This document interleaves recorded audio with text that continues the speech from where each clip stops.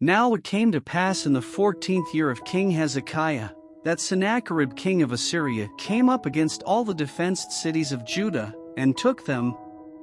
And the king of Assyria sent Rabshakeh from Lachish to Jerusalem unto King Hezekiah with a great army.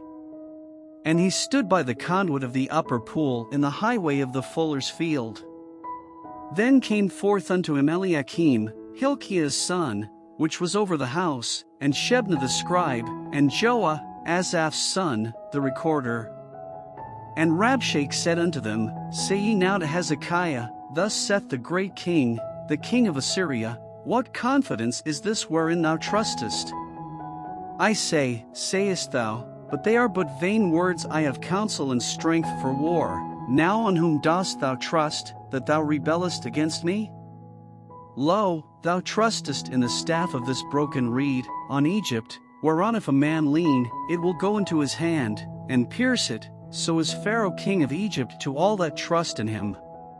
But if thou say to me, We trust in the Lord our God, is it not he, whose high places and whose altars Hezekiah hath taken away, and said to Judah and to Jerusalem, Ye shall worship before this altar? Now therefore give pledges, I pray thee, to my master the king of Assyria, and I will give thee 2,000 horses, if thou be able on thy part to set riders upon them. How then wilt thou turn away the face of one captain of the least of my master's servants, and put thy trust on Egypt for chariots and for horsemen? And am I now come up without the Lord against this land to destroy it? The Lord said unto me, Go up against this land, and destroy it. Then said Eliakim and Shebna and Joah unto Rabshakeh, Speak, I pray thee, unto thy servants in the Syrian language, for we understand it, and speak not to us in the Jews' language, in the ears of the people that are on the wall. But Rabshakeh said, Hath my master sent me to thy master and to thee to speak these words? Hath he not sent me to the men that sit upon the wall, that they may eat their own dung, and drink their own piss with you? Then Rabshakeh stood, and cried with a loud voice in the Jews' language, and said, Hear ye the words of the great king, the king of Assyria. Thus saith the king, Let not Hezekiah deceive you, for he shall not be able to deliver you. Neither let Hezekiah make you trust in the Lord, saying, The Lord will surely deliver us, this city shall not be delivered into the hand of the king of Assyria. Hearken not to Hezekiah, for thus saith the king of Assyria, Make an agreement with me by a present, and come up to me, and eat ye every one of his vine, and every one of his fig tree, and drink ye every one the waters of his own cistern.